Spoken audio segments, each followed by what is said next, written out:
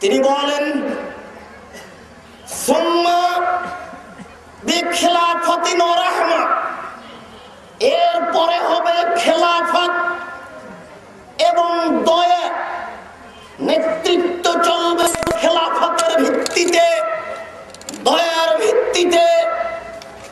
সময়সীমা ছিল আল্লাহর নবীর ইন্তেকালের পরে 30-33 বছর খেলাফত চলে গেছে। সুম্মা ইয়াকুনু মুলকান আযুজ, এরপরে নেতা হবে জোরজার মুল্লুকতার, কলা কৌশলে শক্তি দিয়ে নেতৃত্বের কাজ নিবে।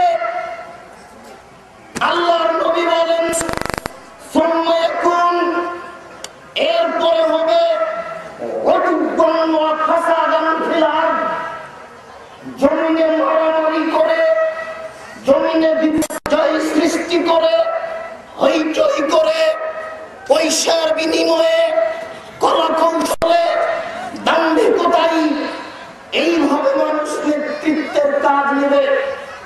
এদের চরিত্র সম্পর্কে আল্লাহর নবী বলেন ইয়াস্তাহিল্লুল খামরা, এরা নেশাদার দ্রব্যকে বৈধ মনে করবে। তিনি বলেন অল ফুরুজা, এসব নেতৃত্ব স্থানীয় লোকেরা জেনা করাকে বৈধ মনে করবে। নেতাদের জেনা করার মানুষের নারীর অভাব নেই, যা আপনাদের জানা আছে। আল্লাহর নবীও তাই বলছেন। আল্লাহর নবী বলেন তারা নেশাদার দ্রব্যকে বৈধ মনে করবে, জেনা বৈধ মনে করবে। তবুও দৈনন্দিন রাতে রাতে ধনী হয়ে যাবে, তাকে রুচি দেওয়া হবে। তার প্রত্যেক অন্যায় কাজে সে সহযোগিতা পাবে, সামাজিক ভাবে সহযোগিতা পেয়ে সে অন্যায় করার কত পন্থা খুলবে। বলছিলাম নেশাদার দ্রব্য শয়তানের কাজ, সাবধান থাকুন। বিড়ি, তামাক, জর্দা, সিগারেট, গুল হারাম। এগুলি খেলে পান করলে ইবাদত কবুল হবে না, এগুলি নেশাদার দ্রব্য। মহান আল্লাহ বলেন ওয়াল মাইসির, জুয়া শয়তানি কাজ, জুয়া খেলা হারাম। প্রত্যেক যেই খেলাতে টাকার হার জিত রয়েছে একেই বলে জুয়া। মনে রাখুন, খেলা সাধারণত দুই ধরনের, একটা আছে শরীর চর্চা, আর একটা আছে এমনিতেই শয়তানি সময় কাটায়। যদি কাজটি শরীর চর্চা হয় আর যদি জুয়া না হয়, হার জিত না হয়, তাহলে বৈধ। আর যদি হার জিত থাকে তাহলে সব অবৈধ। সরকারিভাবে, আন্তর্জাতিকভাবে যেসব খেলা নিয়ে আপনারা দেশের নারী পুরুষ ব্যস্ত, এইগুলো টোটালে হারাম। এর গল্প যেখানে চলে সেখানে বসে থাকাও হারাম।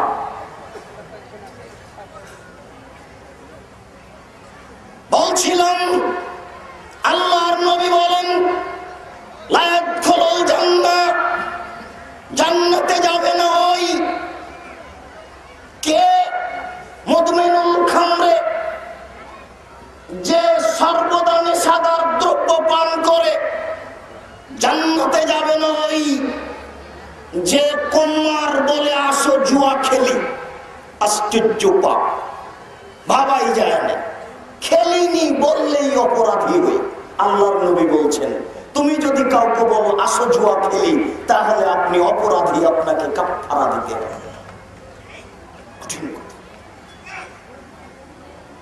আল্লাহর নবী বলছেন নারীরা যদি নগ্ন হয়ে বা এমন কিছু মুখে হাতে লাগিয়ে রাস্তায় চলছে যেটা পুরুষ বুঝতে পারছে যে এই মহিলাটা ঠোঁটে বা এমন কিছু ব্যবহার করে চলছে যেগুলো দেখতে পাওয়া যাচ্ছে, পুরুষ বুঝতে পারছে, আল্লাহর নবী বলছেন ওই মহিলা ব্যভিচারিণী, ওই মহিলা ব্যভিচারিণী, ওই মহিলা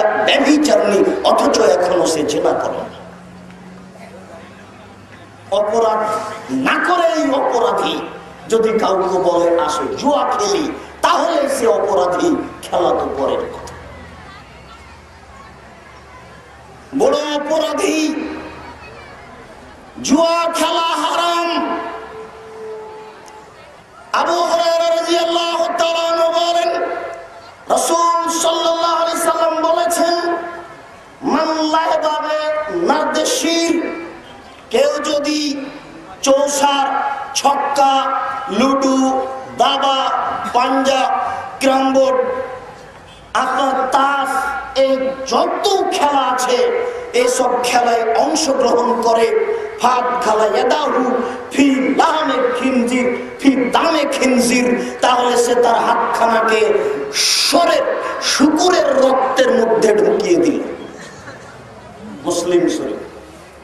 আল্লাহর নবী বলেন, মানলায় বাবে নারদেশির, কেউ যদি এই সব খেলায় অংশগ্রহণ করে, ফাকাদ আসাবাল কাসিম, তাহলে সে নবী করিম সাল্লাল্লাহু আলাইহি সাল্লামের নাফরমানি করলো। বলছিলাম জুয়া খেলা হারাম, অংশগ্রহণ করবেন না, বিরত থাকুন। আল্লাহ তাআলা বলেন, ওয়াল আনসাব, যেখানে ছবি মূর্তি আছে, মূর্তির আস্তানা আছে, সেখানে যেও না।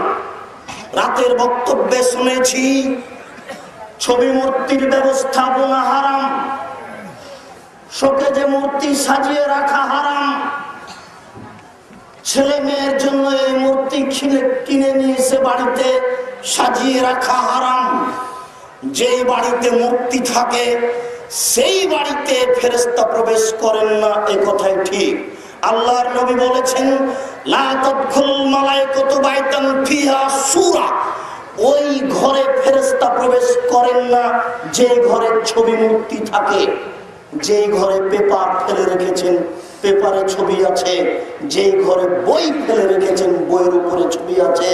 যেই ঘরে সোনো পাউডারের কোটে রেখেছেন, কোটের উপরে নারীর ছবি দেওয়া আছে, এই ঘরে প্রবেশ করবে না ফেরেশতা। এটাই চূড়ান্ত সিদ্ধান্ত। আপনি রং দিয়ে ছবি মুছে ফেলুন, পেপার পত্রিকার ঘর পরিবর্তন করুন।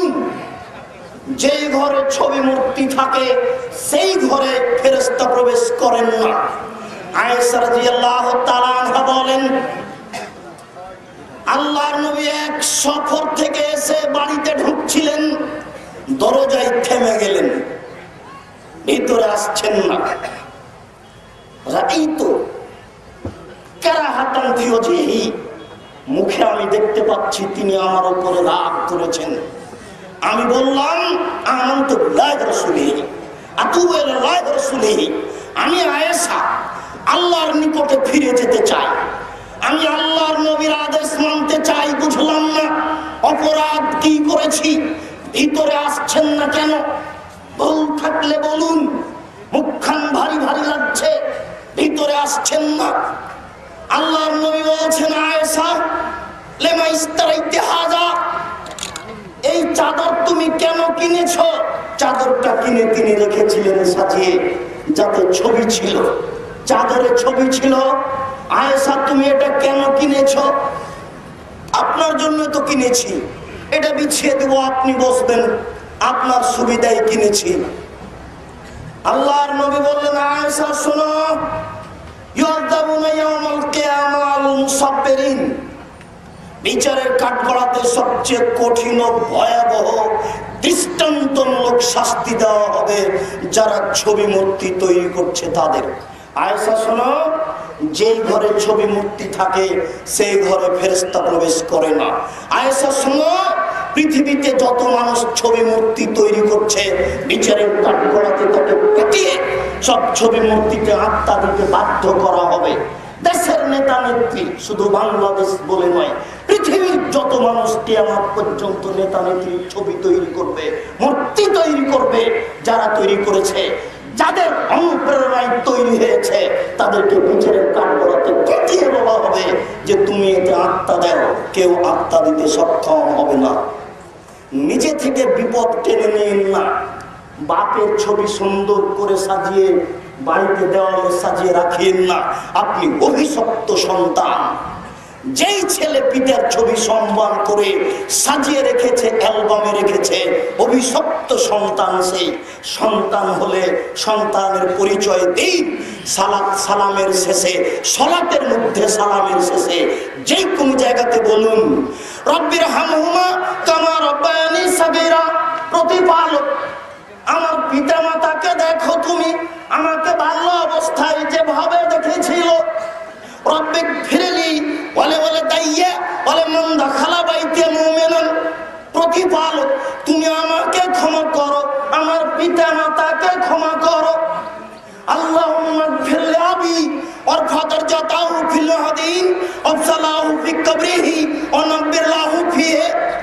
আল্লাহ তুমি আমার পিতাকে ক্ষমা করো, তাকে উচ্চ মর্যাদা দান করো, তুমি তার কবরের শাস্তি মাফ করো, তুমি তার কবরকে উজ্জ্বল করো, তুমি তার কবরকে প্রশস্ত করো। এই তো হচ্ছে সুসন্তান।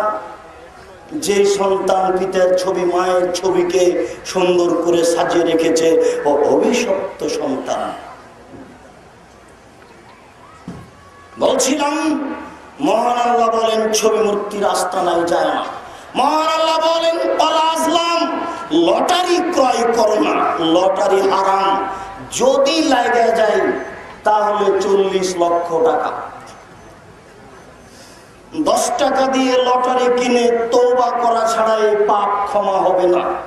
10 টাকা দিয়ে লটারি কিনে তওবা করা ছাড়া এই পাপ ক্ষমা হবে না।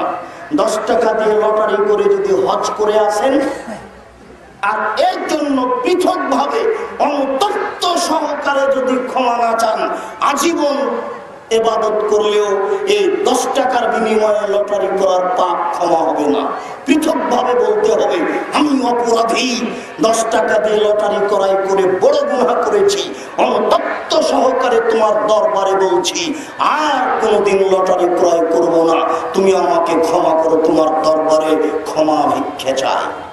হতে পারে ক্ষমা, তার ইচ্ছে হতে পারে, আশা করা যায়। কেন এই পাপ মানুষের সাথে জড়িত নয়? 10-এর পয়সা মেরে খেয়ে তোবা করিনি যে ক্ষমা হবে না, কর্জ নিয়ে পরিশোধ করিনি ক্ষমা চাচ্ছি এ নয়, ক্ষমা হবে না। ক্ষমা হবে, আশা করা যায়। কর্জ নিয়ে পরিশোধ করে আল্লাহর কাছে ক্ষমা চাইলে হয় না।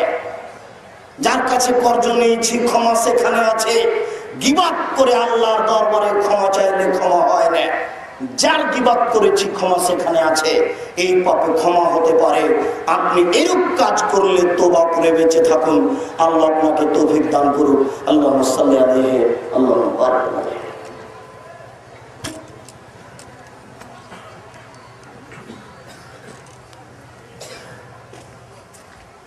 আলহামদুলিল্লাহ ওয়াহদা ওয়াসসালাতু ওয়াসসালামু আলা মান লা নাবিয়্যা বা'দা। আবু যার গিফারী রাদিয়াল্লাহু তাআলা আনহু বলেন, নবী করিম সাল্লাল্লাহু আলাইহি সাল্লাম বলেছেন, 3 শ্রেণীর মানুষ রয়েছে যাদের সাথে আল্লাহ কিয়ামতের মাঠে কথা বলবেন না। 3 শ্রেণীর মানুষ আছে যাদেরকে আল্লাহ কিয়ামতের মাঠে পবিত্র করবেন না। 3 শ্রেণীর মানুষ আছে যাদের জন্য রয়েছে কিয়ামতের মাঠে অপমানজনক শাস্তি।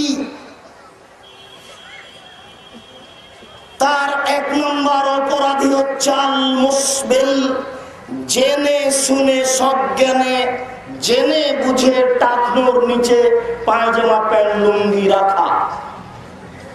জেনে শুনে বুঝে যারা পায়জামা প্যান্ট লুঙ্গি টাকনুর নিচে রাখে তাদের সাথে আল্লাহ কিয়ামতের মাঠে কথা বলবেন না।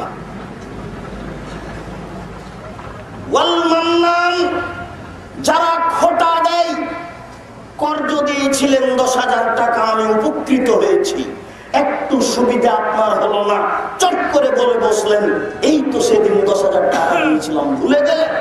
এটাই হচ্ছে খোটা দেওয়া। রাজশাহী চাঁপাইনবাবগঞ্জের ভাষায় বলা হয় অন্যা দেওয়া।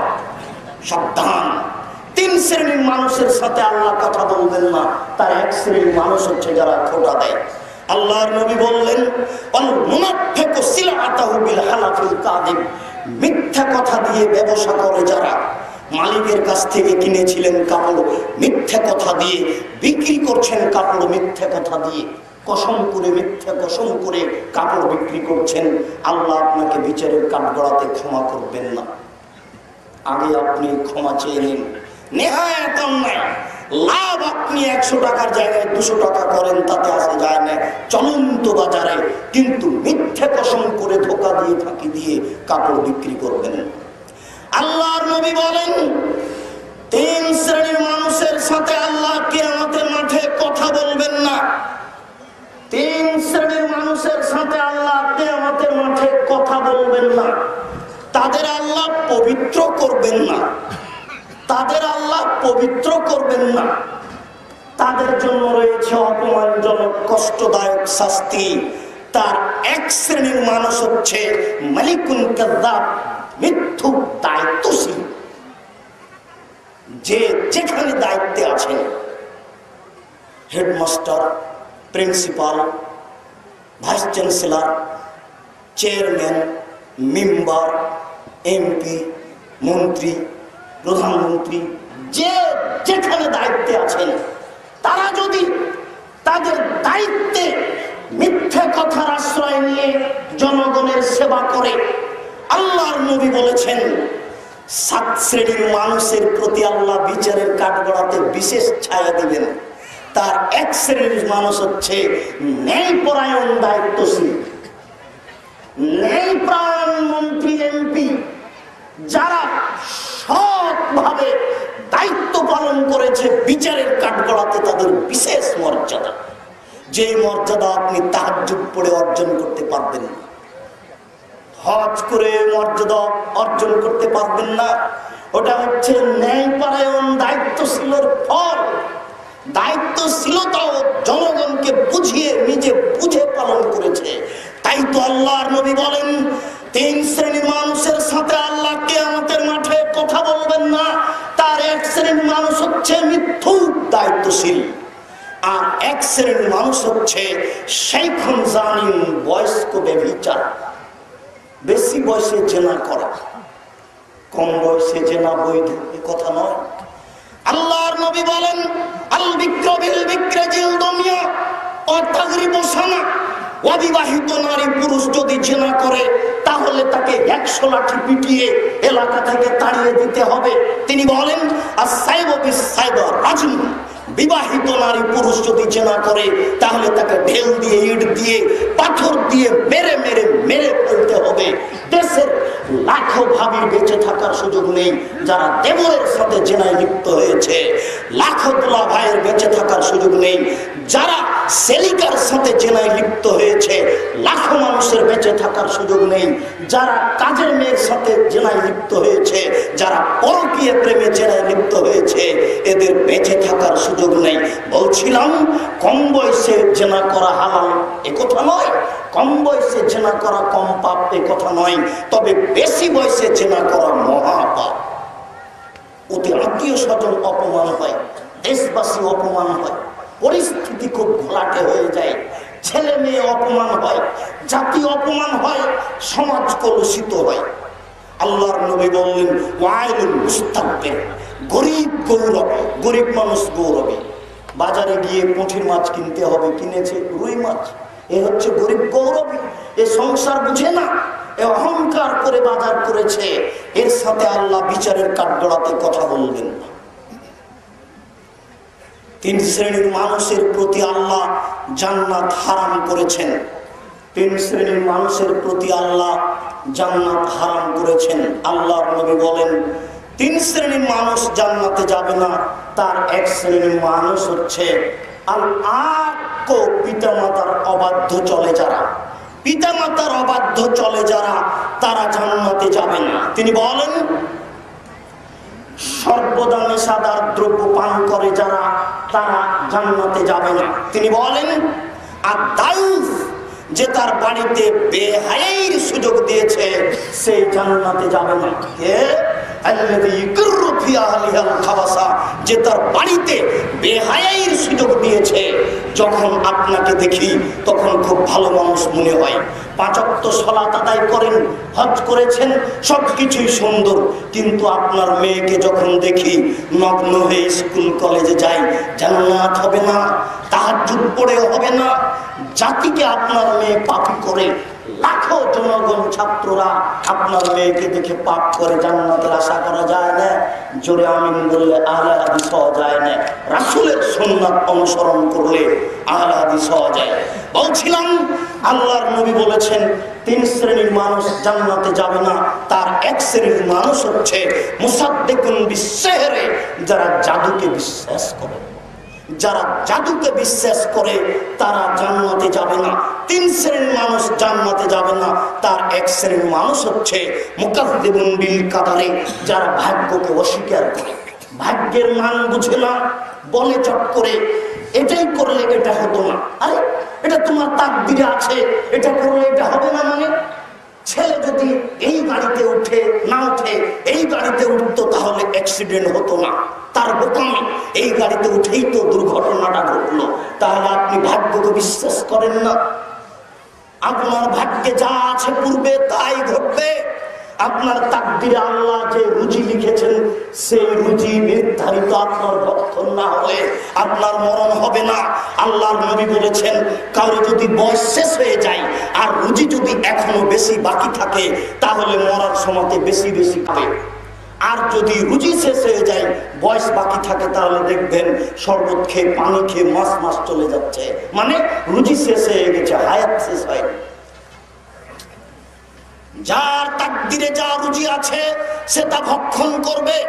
অতএব ভাগ্যকে বিশ্বাস করুন, ভাগ্যকে অস্বীকার করে চলবে না। সংক্ষিপ্তভাবে আপনাকে বোঝানোর চেষ্টা করলাম কে বড় অপরাধী।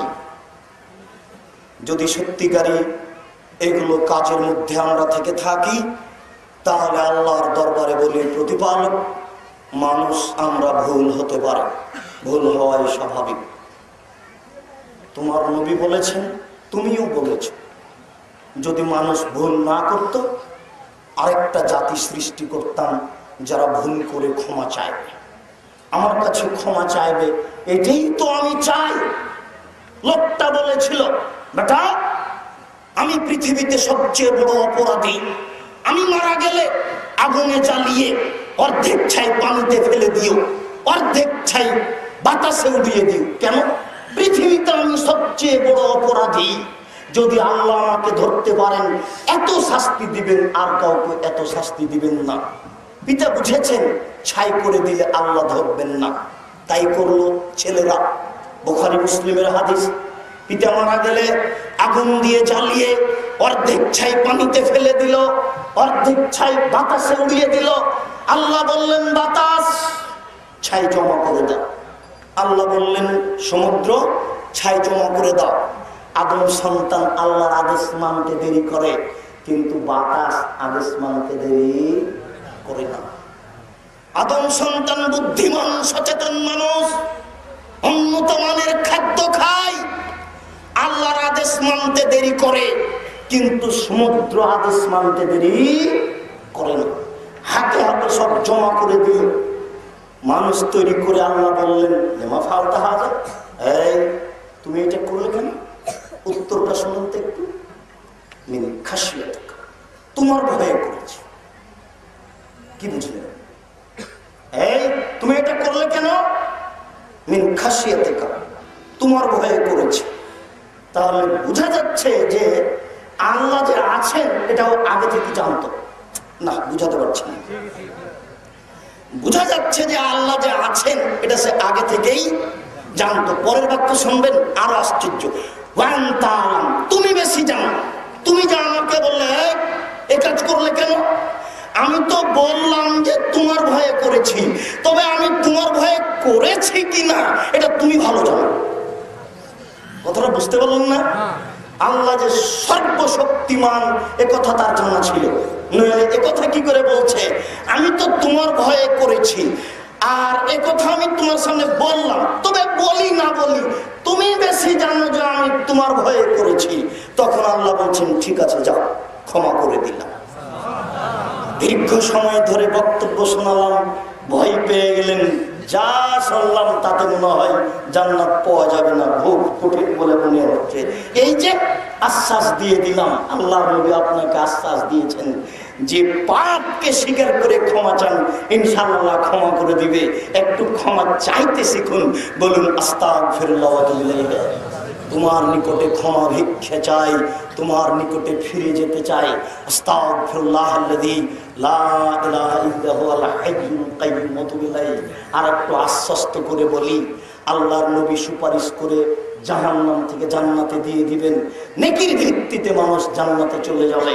এরপরে আল্লাহ তাআলা নিজের দয়া দেখিয়ে বলবেন ঠিক আছে, সবাই তো সবকিছু করলে, আমি একটু নিজের দয়া দিয়ে মানুষকে জাহান্নাম থেকে জান্নাতে দিয়ে দিই। আল্লাহ তিনবার জাহান্নামে হাত ঢুকিয়ে এইভাবে অঞ্জলিতে করে জাহান্নাম থেকে মানুষ নিয়ে জান্নাতে দিয়ে দিবেন, আবার জাহান্নাম থেকে মানুষ নিয়ে জান্নাতে দিয়ে দিবেন, আবার জাহান্নাম থেকে মানুষ নিয়ে জান্নাতে দিয়ে দিবেন। আল্লাহর অনেক বড় দয়া। আপনারা আল্লাহর দয়াকে বিশ্বাস করে আল্লাহর দরবারে ক্ষমা চান, আল্লাহ আপনাদের ক্ষমা করবে ইনশাআল্লাহ। বলুন আস্তাগফিরুল্লাহ ওয়া আতুবু ইলাইহি। খুতবার শেষে আপনার সাথে সংক্ষিপ্ত দুটি কথা। সকালের বক্তব্যের একটি কথা, আল্লাহর নবী বলেছেন দলনেতা থাকতে হবে, সঠিক দল থাকতে হবে। সঠিক দল খুঁজে দলনেতার আনুগত্য করে বেঁচে থাকার চেষ্টা করুন, আমাদের পক্ষ থেকে আপনাদের উপরে বিনীত অনুরোধ। দ্বিতীয়,